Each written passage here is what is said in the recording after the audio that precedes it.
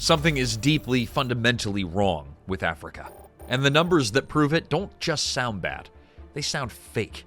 2/3 of the world's extreme poor, concentrated in a region that holds just 16% of the world's population.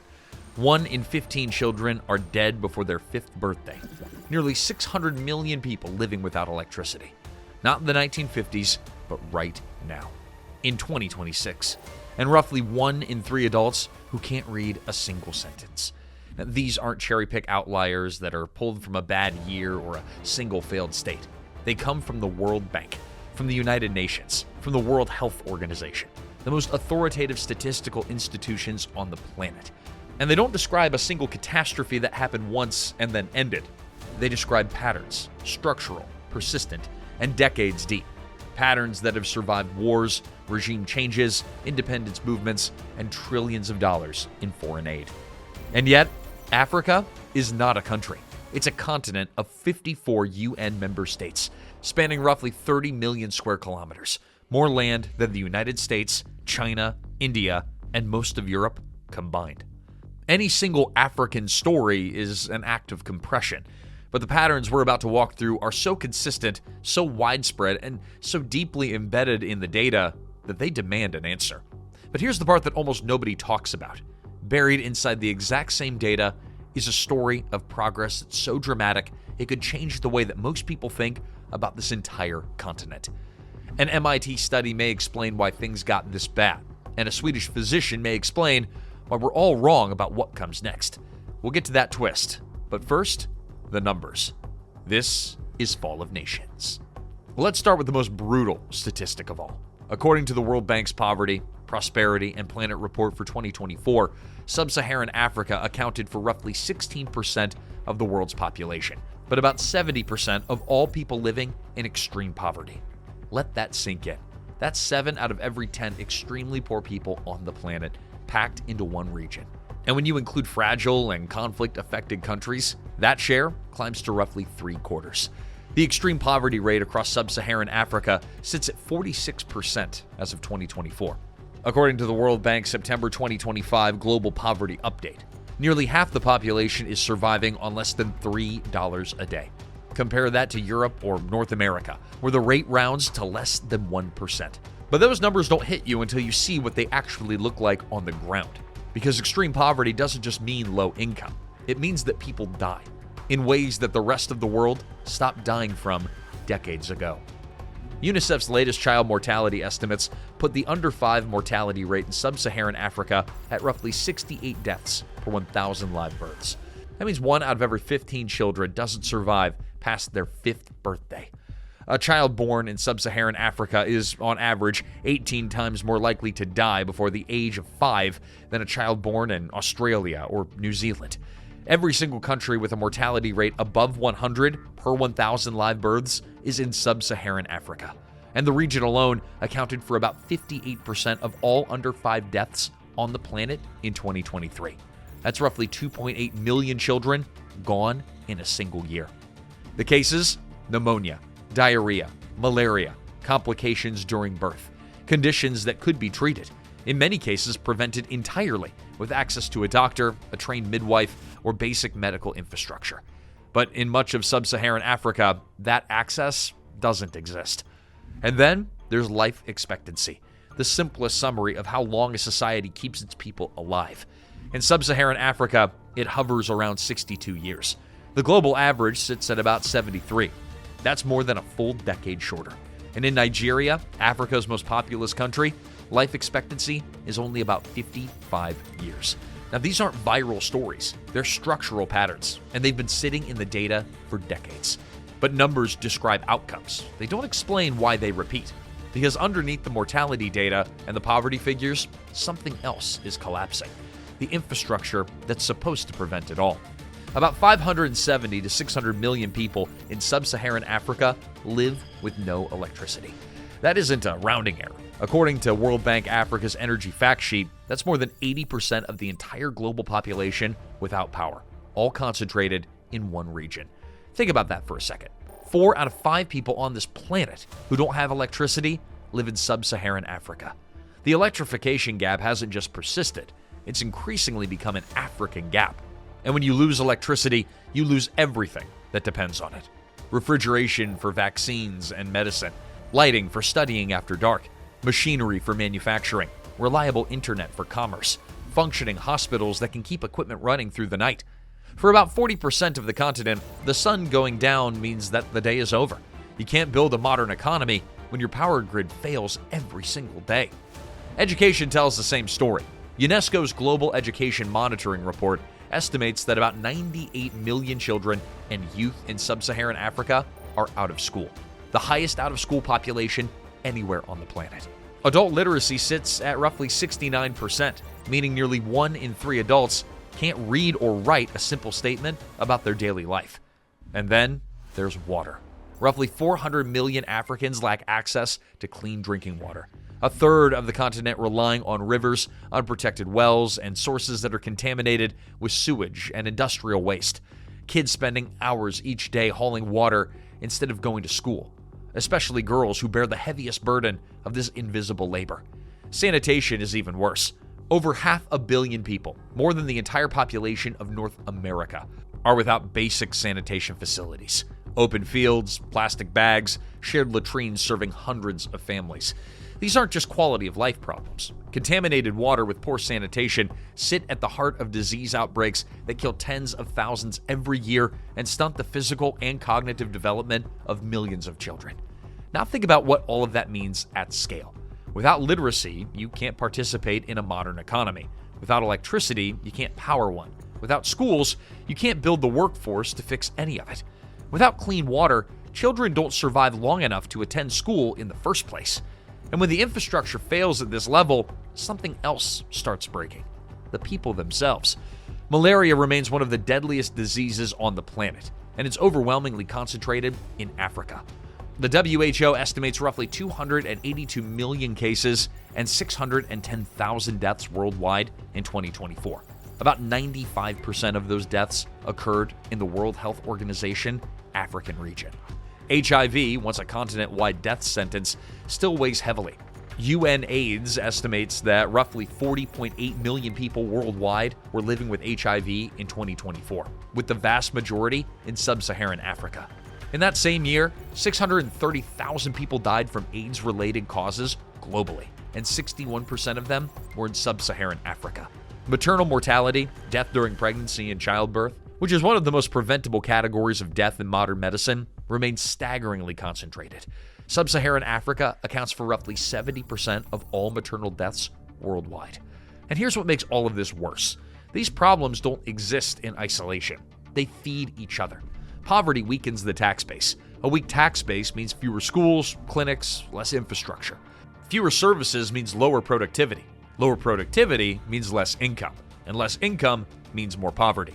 And round it goes. This isn't just one problem. It's a system of interlocking problems, where cause and effect reinforce each other in a cycle that can run on for generations. Piecemeal solutions underperform because the whole thing moves together. You can't fix health without infrastructure. You can't fix infrastructure without revenue. And you can't generate revenue without a productive economy. And you can't build a productive economy without healthy, educated people who trust that the rules won't change overnight. It's not chaos, it's a loop. And that loop has been running across regime changes, policy shifts, and hundreds of billions of dollars in aid for decades. So the question isn't just how bad the numbers are, it's what locks the loop in place. Hey, if you value breakdowns that follow the data, not the headlines, subscribe now. Because what we're about to unpack isn't popular, but it explains everything. Because the most influential answer doesn't blame geography or culture, it blames incentives. One of the most important attempts to explain Africa's persistent poverty comes from political economy, specifically from MIT economists Daron Acemoglu and James Robinson. Their paper, Why is Africa Poor?, makes an argument that's as blunt as it is uncomfortable. The central reason that so many African nations remain trapped isn't a single policy failure or a single bad leader. It's the structure of incentives created by institutions. They point to income differences on the order of 40-1 between some African societies and rich country benchmarks, and link those gaps not to resources, not to climate, not to culture, but to what they call bad interlocking economic and political incentives, insecure property rights, markets that don't function, weak states that can't deliver public goods. Political systems organized not around service, but around access, control, and extraction. And the evidence supporting this institutional explanation, they argue, is overwhelming. This argument changes what explanation even means. If the binding constraint is institutional, the rules, the enforcement, the credibility of the state itself, well, then pouring in capital doesn't automatically produce transformation. Yeah, you can build a clinic, but if staffing it becomes politicized, procurement becomes a rent stream, and maintenance falls apart within 3 years. The building exists, but the system that sustains it can't.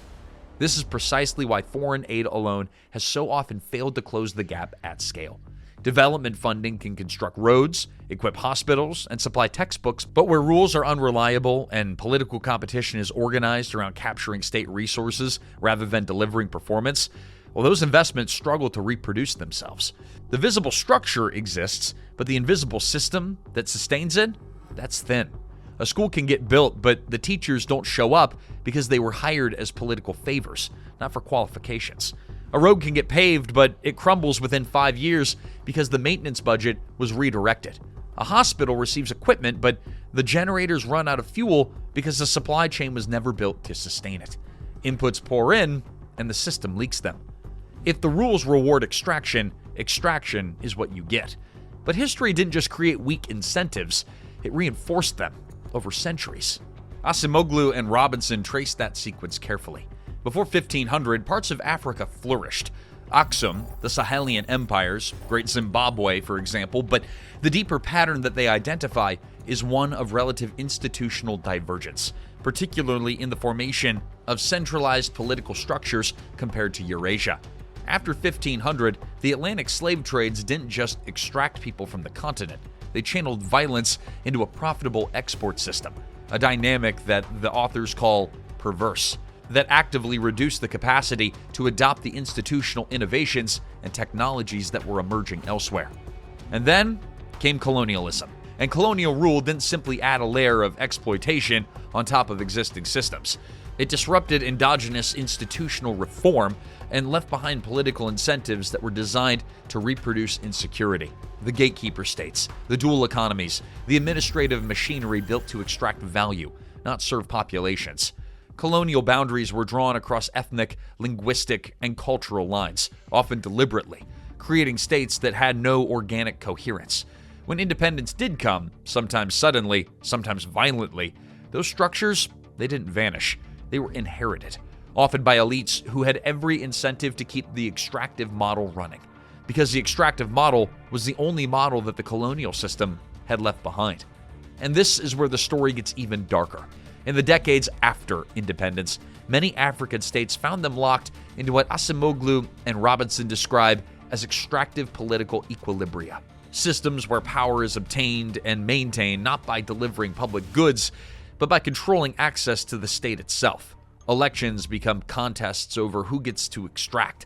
Government jobs become patronage tools.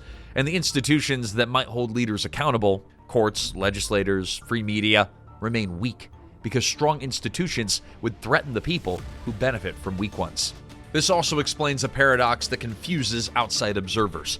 Some African countries sit on vast natural resource wealth, minerals, oil, strategic commodities worth billions, but high resource endowments don't automatically produce human development. Not when institutions channel those revenues into patronage networks, military spending, and elite consumption rather than schools and roads.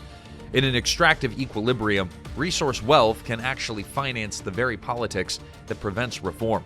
The more money flows in, the more the system locks in place. The historical tragedy isn't that there are problems of ignorance or lack of talent. Africans aren't poor because they don't know how to build. They're poor because the rules of the game, meaning the incentives embedded in how power works, have not rewarded building. They've rewarded taking. And incentives don't dissolve just because the world wishes them to. And now, the system faces something even more unforgiving than history: arithmetic. Africa's population stands at roughly 1.575 billion today. By 2050, the United Nations projects that number will reach about 2.47 billion. And by 2100, roughly 3.8 billion. To put that in perspective, Africa's population has grown more than fivefold since 1960. By the end of this century, 2 out of every 5 people on Earth could be African. 5 of the 8 countries projected to account for more than half of the global population between now and 2050 are in Africa. Nigeria, the Democratic Republic of Congo, Ethiopia, Egypt, and Tanzania. Nigeria alone is expected to surpass the United States in population before mid-century. Now here's what that means for every problem that we've discussed. Every percentage point of poverty, every shortfall in schooling, every gap in electricity or clean water, all of it gets multiplied by a rapidly growing denominator. The challenge isn't just improving indicators, it's improving them faster than population growth can erase the gains. Even if the poverty rate drops, if the population doubles, the number of people in poverty can stay the same, or grow. That's the arithmetic trap. Progress has to outrun growth, or the numbers will win.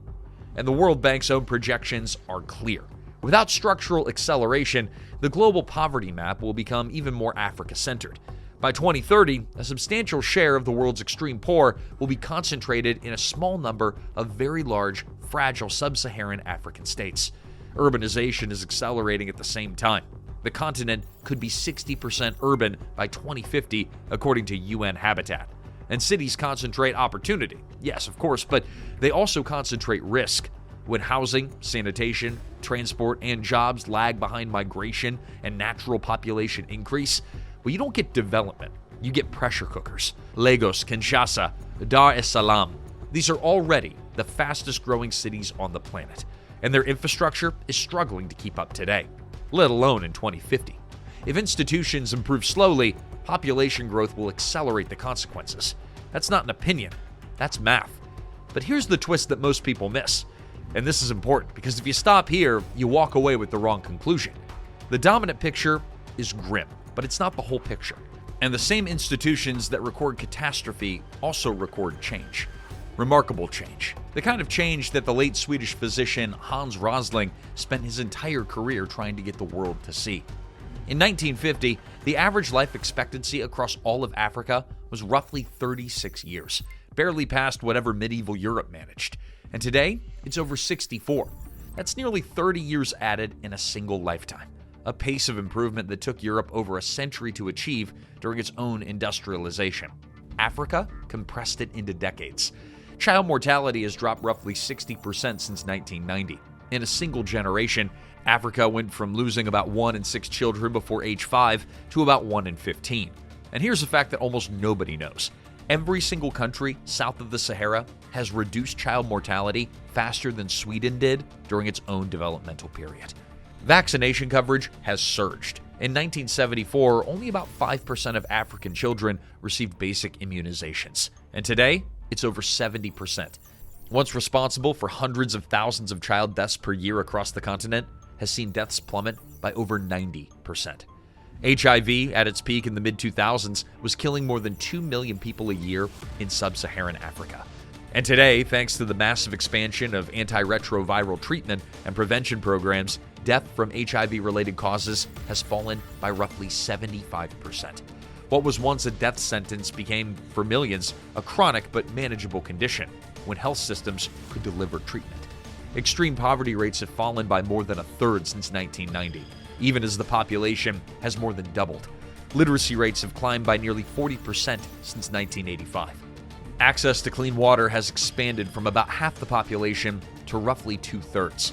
And since the year 2000, the share of people with access to electricity has roughly doubled, reaching about 50%. These are not minor adjustments. At the scale of a continent with over 1 billion people, even percentage point improvements translate into millions of lives transformed. None of this cancels the crisis, but it changes the meaning, and it exposes a dangerous gap between perception and reality. Because most people still think Africa is getting worse, not better. Now, if the story were simple, just total failure, the data would be flat. But it isn't flat. Multiple indicators show both widening global gaps and dramatic internal improvement happening at the same time. That isn't a contradiction. It's the signature of uneven development. A continent where some places leap forward, others stagnate, and population growth magnifies both outcomes simultaneously. And that makes the real question more urgent than ever. Something big is wrong with Africa. The numbers prove that beyond any reasonable doubt. But something equally big is changing. and the numbers prove that too. The question isn't whether Africa is doomed. It never was.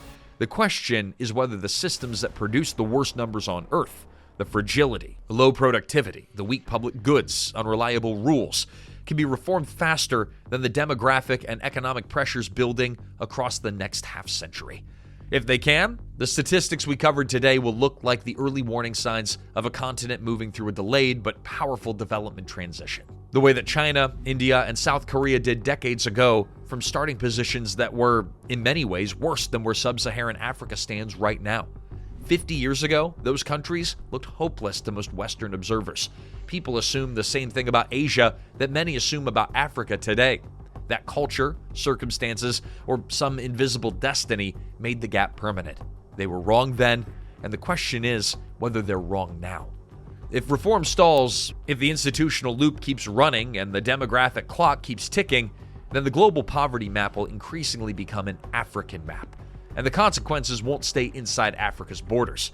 Migration pressure, geopolitical instability, disease vulnerability, economic divergence, a world in which the overwhelming majority of the planet's poorest people are concentrated in one region. Well, that's a world where instability, conflict, and crisis become harder to treat as someone else's problem. The numbers don't prove that Africa is doomed, but they prove the margin for error is shrinking every year. So what do you think? Is Africa on the edge of a breakthrough, or are they running out of time? Let us know in the comments, and if you like this kind of analysis that actually follows the data, subscribe to Fall of Nations. We'll see you in the next one.